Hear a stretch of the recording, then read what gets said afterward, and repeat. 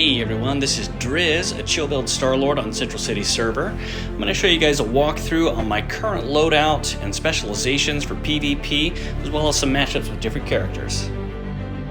So here's the specializations I use for PvP. From top to bottom, you got Jet Boots modification, then your status effect accuracy and standard accuracy bonus, then guard break and all damage type.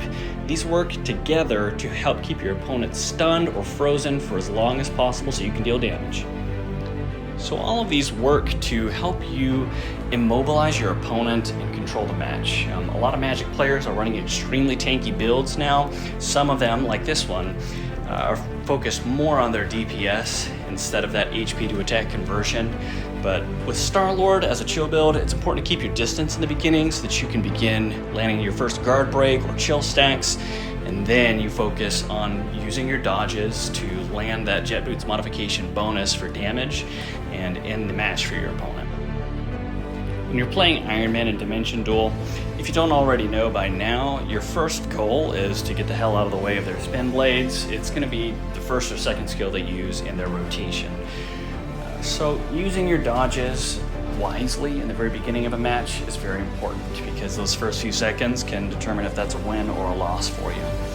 Starlord only has one iframe ability, which is his problem solver, so it's probably smart to run that either first or second in your skill rotation so that you can also use it as a counter if you don't want to burn through your dodges more quickly in the first few seconds of the match.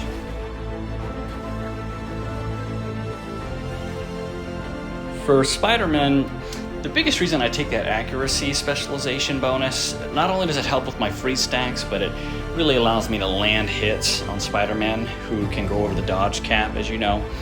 And it's an important one. It allows you to, again, control the match by immobilizing them, especially with the extra status effect accuracy. Now, where this build has its struggles, characters that have a lot of iframe abilities like Black Widow and players that know how to use them well, like in the case of this Black Widow player, it's really difficult to not only land shots and control the match with your status effect abilities, it's hard to land shots, period. So that is one thing to watch out for.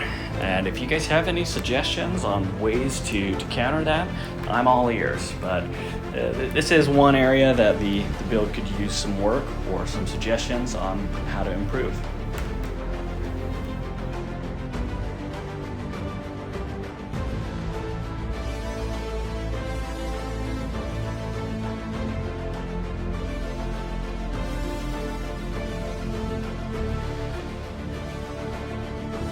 Next up, as far as countering the Hulk companion use in Dimension Duel, it is undoubtedly the most frustrating update that they've made in the game so far.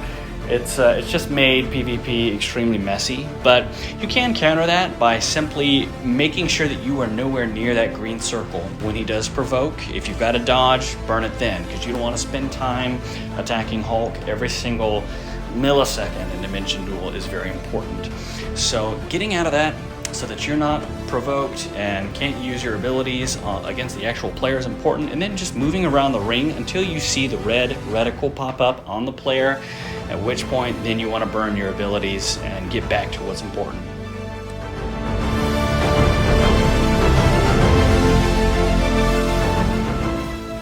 For my latest gear set, I am working on a Rise of the East, done with the head and chest, got double status effect, double defense, pierce, and crit damage.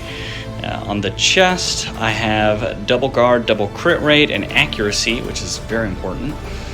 And still working on getting a blaster that I like, although I do like the double guard damage decrease, and the boots, the cooldown, and the stamina and HP. I like HP recovery, I can do without. And as far as my overall stats, there's some improvements that can be made because I lose the set bonus of Midgardia for my crit rate, so I had to rework my badges a little bit. So my crit rate and damage can be improved a lot. My defense pierce, right where it should be, PvP increase and decrease, and guard damage increase and guard damage decrease are about where they were before. Overall, thanks for watching, you guys. I hope some of this was helpful for you. Keep grinding, and I'll catch up with you guys later after the next update.